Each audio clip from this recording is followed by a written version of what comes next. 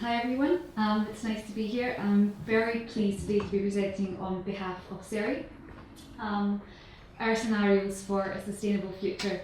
I'm also very happy that they have let me present in my mother tongue English. I hope you can understand me with my what is now hopefully a lighter Scottish accent than it was when I arrived here some years ago. Oh no, sorry. There we are. I just want to outline what I'm going to go through for you today. So first of all, just a very brief presentation on who we are and a little background on what the meetPASS project is. Our scenarios for a sustainable future, and starting before that, why business as usual is obviously not an option. I think it's pretty clear, but give a very brief overview of that for those who don't know. And then a little bit about the modelling that we have done on the scenarios that I'm going to present, and go into the scenarios themselves, and then talk a little bit more about the impact that it has on the planet as a whole, on our economies and on our people, and hopefully in doing so set a little bit of the tone for the second half of the event today. Very briefly about SERI, we were founded just 20 years ago by Fritz Hinterberger, who you've been hearing from today. We currently have 6 employees in Vienna, but we're working with lots of different research consortia, including for this meetPASS project, and also some of our partners have been here today, and Chalmers has also been one of them. We have 3 key focus areas. We try to look at especially the bigger picture, so we focus a lot on the policy aspects, on sustainable production and consumption, and especially an important point for us is also on how we communicate the transitions that are necessary. Just very briefly about GVS, this is the partner who we worked with for this particular project, based in Osnabrück in Germany. We've been working with them on a number of other projects before as well. And their working areas are, and specifically with a focus on empirical economic modelling, and it was their Gen Force model that we used for this project. So very briefly on the project itself, we always like an acronym. meetPASS stands for Meeting the Paris Agreement and Supporting Sustainability. So it's about meeting the Paris climate goals while also essentially trying to feed the world. We partnered, as I said, with SERI and GVS, was funded by the Klimafonds, and also taking on board inputs from external experts, specifically in order to develop our scenarios. It's been running actually for over 2 years, so it's a very intense and detailed project. And as I said, the main focus is to see how we can stay below 1.5 degrees of warming, and we've looked at what the implications are of doing that globally for Europe, and also forthcoming we'll be looking into more detail for Austria. So, we're looking at the interactions between meeting the 2 key SDGs on climate, 13, and on food. What we do is we start by looking where we want to get to in 2050, and then look at the ways, working back from there, the ways that we can get there. We look at 2 scenarios: what happens if we don't do anything, or basically the business as usual, and then the meetPASS scenario, the one that hopefully gets us to those goals. So why business as usual isn't an option? I think it's all been very clear, especially in the last, I would say, 6 to 9 months. We've been hearing obviously increasingly worrying news, especially in terms of climate change, with one of the major reports last year by the IPCC ahead of the Katowice conference on the need to really try to limit global warming to not more than 1.5 degrees Celsius. What does that mean? To keep going in the path that we're going on. Since 1970, the world's population has doubled, our economy has quadrupled, and as we are also being hearing in the first presentation from Bio Schmidtlich, a lot of that, or most of that, is being based on an ever-increasing amount of resource extraction. So resources trebled, and with those almost a trebling in our global CO2 emissions. If we keep going, even with the policies that are in place, so taking the current policy scenario of the International Energy Agency, taking the trends that are coming through cheaper renewables and so on, we're still moving forwards and moving upwards with of course a growing population, which we expect to go up by the UN expects to go up by 25% by 2050. An economy which, according to our scenario, is still likely to grow because of the growth in the population, because of the continued extraction in the economy, almost doubling again by 2050. And that will also have a massive resource impact that will go up again by around 60% as well. All in all, emissions in this business as usual scenario are likely to go up by almost a third, which is clearly not sustainable. What does it mean? We don't, according to the IPCC, we don't have very much that we can emit in the coming period. The overall budget that we have left is something between 580 and 770 gigatons of carbon dioxide, and that is only with a 50% chance of success.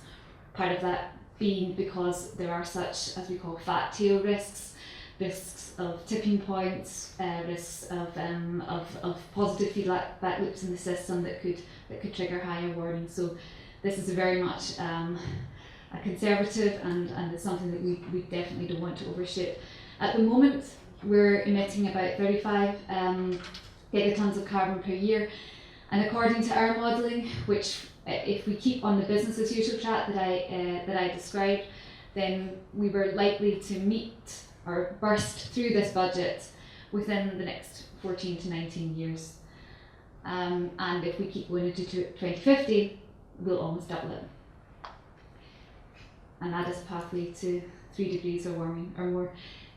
The presentation does get a little bit more positive towards the end. This is just a graphic of where we're heading. So the black line symbolises the annual growth in emissions. We're about 35 just now, and we expect that to go up gradually in a business as usual scenario that is not doing anything more drastically than we are doing right now. The blue area is the cumulative emissions. As you can see, up to 2050, we would be about double the budget that we have left, and somewhere in that middle area is where we need to stop. And as we say, if we don't go soon, it gets harder.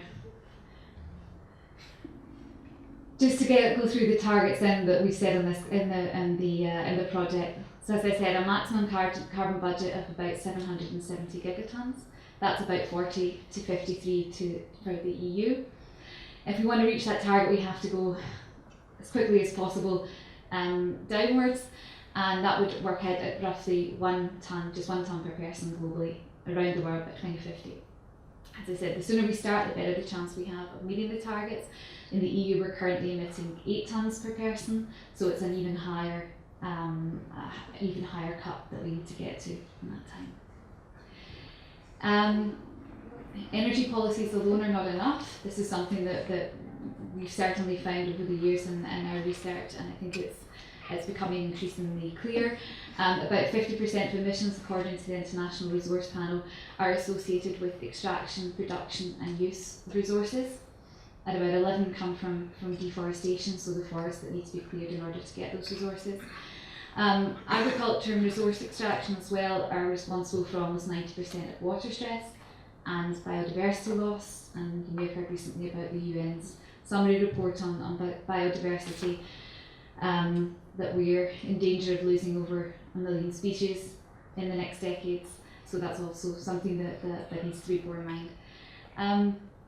So just to sum up on this part, it's not enough just to look at energy targets, not just enough to look at more renewables. We've also got to put targets onto the emissions, materials, water and the land that we're using.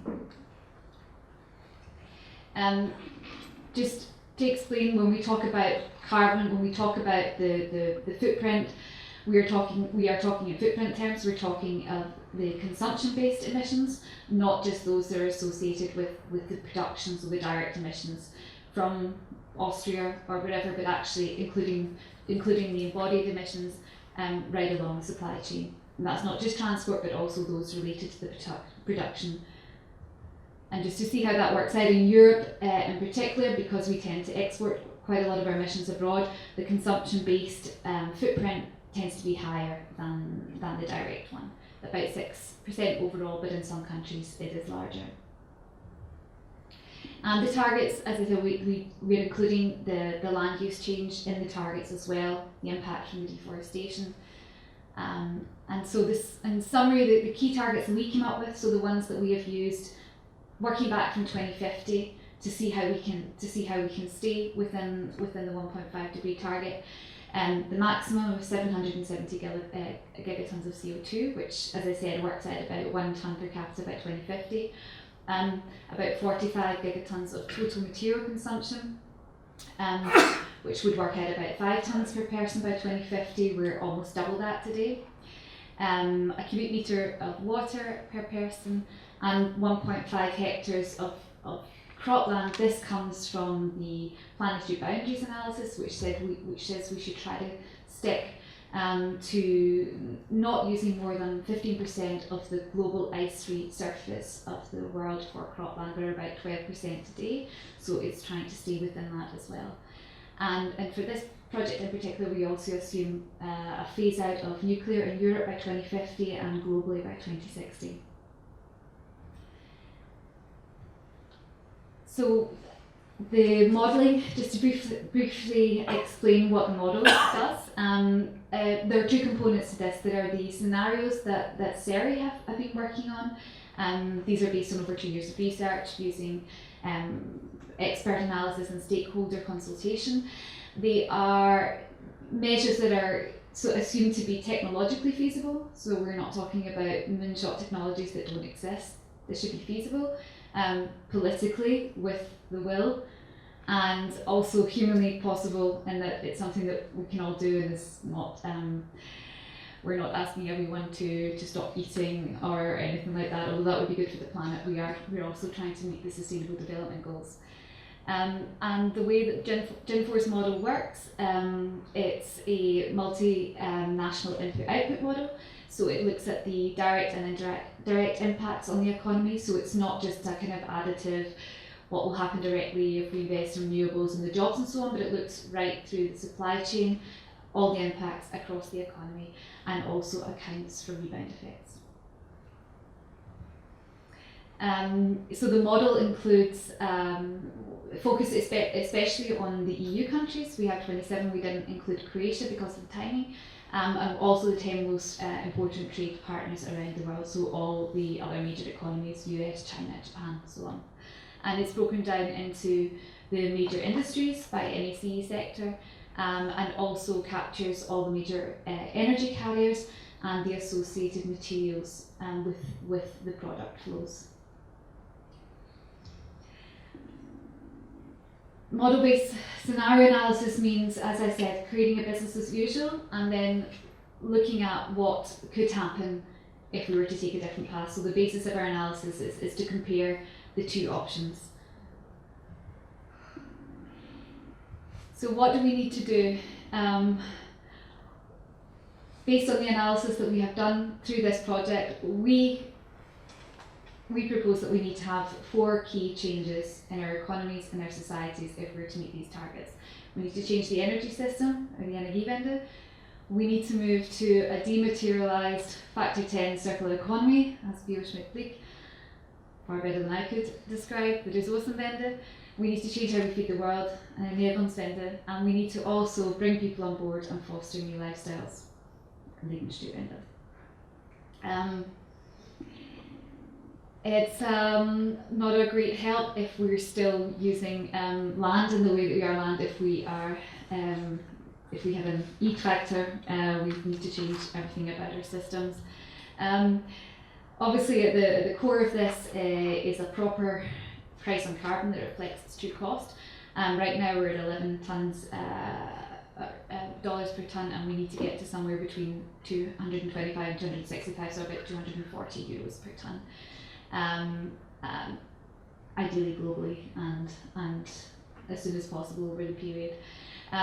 We also assume that we're going to be able to expand, or we'll have to expand renewable electricity generation over the period, electrifying where possible and getting to 100% renewables in Europe and almost 100% or about 90% around the rest of the world. And as I said before, phasing out of nuclear as well.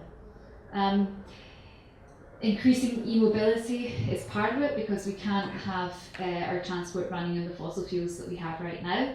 And so we do expect that that will be feasible to increase it to the majority of vehicles in Europe, but it's not just about more cars, or it shouldn't or cannot be about more cars. It has to be a combination of electrified mass transport and also more infrastructure for walking and cycling.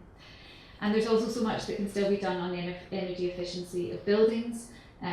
It's now possible to have zero or even positive emission buildings.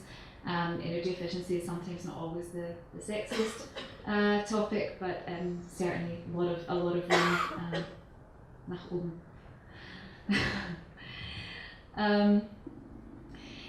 As Leonardo was talking about the stocks of resources, every year as we're consuming more and more, we are building up this rucksack of materials, and so we need to move away from that if we're to have a chance of meeting these goals. I hope I translated this well from German. Technical solutions are not enough. We can't just keep making things more efficient, not just because of rebound effects. We need this comprehensive resource Wende. Important in that is to promote the most efficient means of doing that first. So a massive focus on reduce, reuse, and remake before we get to recycling. Remanufacturing, for example, again according to the International Resource Panel, can reduce emissions of materials by upwards of 90%. So that factor 10 again.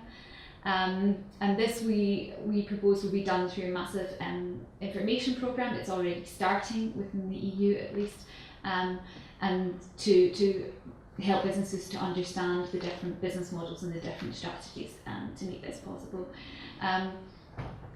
Taxes will be needed. It's a massive barrier right now for many companies that are trying to create these more circular business models, that often the virgin materials are just still too cheap to make it feasible. So we're proposing that a gradual increase in virgin material taxes up to 25% by 2050, and also achieving recycling of all core materials within that period as well. It should be feasible. Then the third, the Ernährungswende. So simple but effective. One of the most obvious is to simply reduce the amount of food that we are wasting. About 30% of food at the moment gets wasted somewhere within the supply chain, and by tackling all those different areas of the supply chain with information programs, we think that achieving at least a 10% reduction there should be feasible. We also need to put in measures to stop the cropland expansion, and to shift to new agroecology measures that can help to rebuild the soil and improve also its climate resilience and fertility, so we can both safeguard agricultural production but also help to draw down the carbon that we have in the atmosphere. Linked to that also putting an end to deforestation. Within Europe we propose food first policies on land, so that the land is first and foremost for food and not for example for biofuels, biochemicals. Those can come from waste, they don't need to come from virgin soil. And linked to this, but also to the Lebensmittelwende, some countries especially are consuming more meat than is even healthy or is recommended, and so there is definitely room to move towards lower, not still have your schnitzel once a year, but maybe not every day, and that will be up to 50% in some countries depending on the base. Finally, we can buy our organic vegetables, but if we still have to put them on a plane and fly them halfway around the world, we're not really going to get to a sustainable future. We need to bring people with us. We cannot create the narrative that it's all about individual actions. It's not possible. We need the policies to support that, but we can bring people with us, and with information and with the right setup to help people waste less and also consume less. and embrace new ways of living and moving. And also Bio talked about the increasing amount of housing people use, the demographic changes, especially in Europe, with people marrying later and people getting older. We're using more and more space per person, so we need to think about encouraging different forms of housing so that we're not using bringing all the sand and all the cement that Leonardo was talking about into our cities. Also by expanding the transport and also informing people about the impact of, for example, air travel, we think we can get to a reduction in that as well. And finally, for the developed countries in particular, fostering a gradual reduction in the amount of time that we spend in work, which will, on the one hand, help to lower consumption and also allow people to have a little bit more time to walk to the office, cook a meal, grow a few vegetables in the garden, and have a slightly eventually more sustainable lifestyle. On the impact, if we manage to do this as we've set out in our scenario, we can get down to the limit, the IPCC's limit of carbon budget of about 700 gigatons, which amounts to about an 80% reduction versus the business as usual. That would be globally. In the EU, we'd be able to fall even more sharply and also get to the 1 tonne per capita goal. But we calculated, based on the work that we've done so far, that the EU still wouldn't reach its regional allocation. So there is still more that we could look at doing to get the EU a little bit further. But certainly the reduction from where it is today would be higher than the global average. It's not so bad for the economy. The economy would still grow to 2050 by 75% under this scenario, slowing over the period, but in the interim period, especially just because of the massive investments that would be required, or at least because of the investments that would be required. Europe is heading to a slow or even negative growth path anyway over the period, but there would still be a positive effect on the economy in the initial period as this transition is put into place, and in particularly a boost to employment, partly from the investments and also partly from the gradual reduction in working hours. There would be a massive improvement on the amount of resources that we are taking out of the biosphere, reducing by a third from where we are today over the period, and about half of the extraction that we would otherwise have seen if we stayed on the business as usual path. This also frees up the combination of the lifestyle changes and the reduction in extraction will also free up more cropland and more pasture land as well. And the impact of all that is also that we will dampen the increase in food prices that are likely to come over the period from the increasing global population and increasing consumption rates by a difference of about a third.